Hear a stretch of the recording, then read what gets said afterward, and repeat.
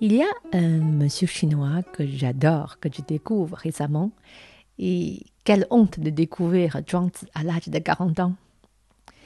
Zhuangzi était l'un des penseurs les plus éclairés de tout le temps. Un homme de la vie pure et naturelle, dont les pensées brillantes de la beauté, de la liberté, de l'innocence et de la détente, la vie détente. Tout ce qu'il nous faut dans la vie moderne, quoi. Son prénom, c'est Zhuangzhou, né un peu avant la période de l'Empire romain. Les œuvres de Zhuangzhou comptent à peu près 52 chapitres et contiennent plus de 200 histoires de différentes tailles, couvrant un large éventail de sujets comme la philosophie, la politique, la relation entre l'homme et la nature et les véritables valeurs de la vie. Et l'ouvrage Zhuangzi est un ouvrage chinois extrêmement important qui incarne la doctrine taoïsme après Lao Tzu. Il est connu sous la forme de Lao Zhuang car il se trouve à côté de Lao Tzu au même niveau. Et le livre fait référence à Lao Tzu à plusieurs reprises et parle de la doctrine de Wu Wei, donc non agir, et de Wu Ji, sans ego. Dans ces livres, Zhuangzi parle aussi de notre grand maître Confucius. En fait, Zhuangzi, c'est un vrai romantique que vous allez découvrir dans ses personnages et œuvres, pourquoi et comment. Il est financièrement pauvre, mais tellement puissant qu'il a censé de vécu jusqu'à 84 ans. À l'époque, il a 2500 ans, c'est beaucoup 84 ans. Zhuangzi était si brillant, il voyageait dans les nombreux pays et étudiait toutes les écoles de pensée de son époque. Donc imaginez ce mince monsieur chinois qui marche tous les jours avec ses chaussures en paille et sans voiture, pas d'avion, et sans Airbnb ou des portables 5G avec des applications infinies. Et pendant ces voyages, il y a des empereurs, comme l'empereur de Wei qui a entendu parler de son grand talent. L'empereur a envoyé un émissaire avec plein de cadeaux généreux pour lui demander de devenir son ministre. Mais bien sûr, Zhuangzi ne veut pas, il refusait. À cette époque, Zhuangzi était réticente à s'impliquer dans la vie politique. Il ne travaillait que pour une fois comme fonctionnaire des jardins de lac à Song. Il a passé sa vie dans la pauvreté et des difficultés. Mais il a méprisé la gloire, le pouvoir et la célébrité. Il a cherché à maintenir son indépendance dans un monde troublé et poursuivant la liberté de l'esprit sans dépendance. Ça fait très intellectuel, côté gauche, français, noble, non? Il n'était pas seulement transparent sur le plan conceptuel en ce qui concerne le ciel et l'homme, mais la vie et la mort, le passé et le présent, le bien et le mal. Mais il trouvait la vérité de la vie dans laquelle, que je cite, « Le ciel et la terre sont nés avec moi et toutes les choses sont une avec moi ». Le but fondamental de la philosophie de Zhuangzi est d'inciter les gens à respecter, mais à tel point, presque à craindre, la nature et à chérir la vie avec un grand V.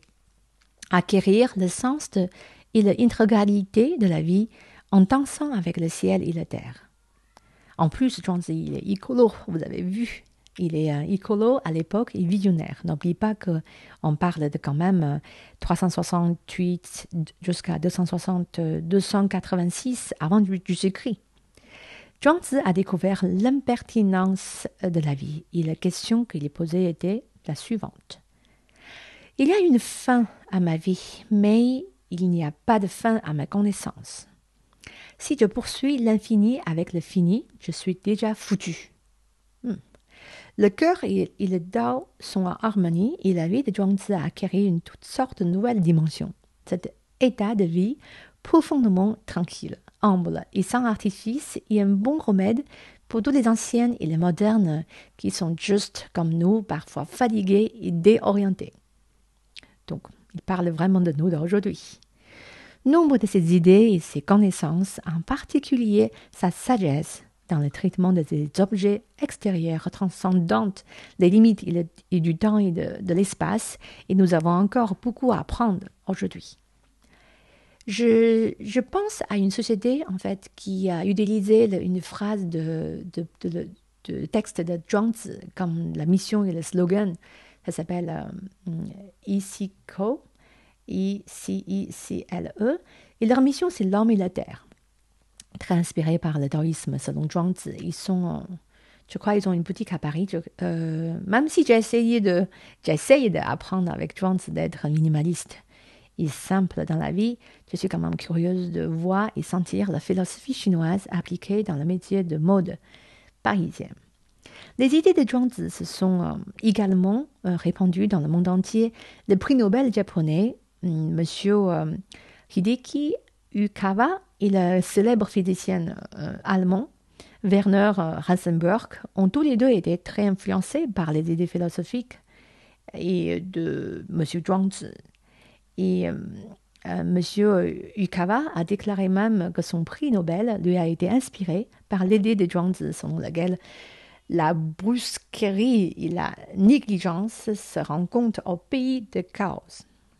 Bon, personnellement, j'aimerais beaucoup avoir la chance d'avoir Zhuangzi comme un compagnon spirituel de vie. Et je vais apprendre ces textes anciens et traduits et partager avec vous. Donc, vous allez découvrir l'histoire différente de Zhuangzi que je trouve les plus originales ou drôles ou inspirantes, ou tous les trois, et ici prochainement. L'autre jour, j'ai écouté une vidéo courte qui récite le premier chapitre des œuvres de Zhuangzi. Donc, le premier, c'est Xiao Yao You. J'aime beaucoup ce titre. Et combien j'ai été touchée et tout de suite emportée par ces imaginations très riches et un peu délirantes. Et j'ai arrêté mes paquettes que j'étais en train de manger avec ma mère et commencé à lire les textes sur l'écran. Et ma mère a glissé un mot. Tiens, ces phrases me dit quelque chose. Un ton. Tiens, c'est ton grand-père qui le récitait tout le temps quand il était vivant. Mais quelle idiote je suis! J'ai attendu 40 ans de ma vie avant de l'écouter pour la première fois. Ou peut-être j'ai déjà entendu avant ces textes de Xiao Yao, mais je n'étais pas prête. Mais aujourd'hui, oui,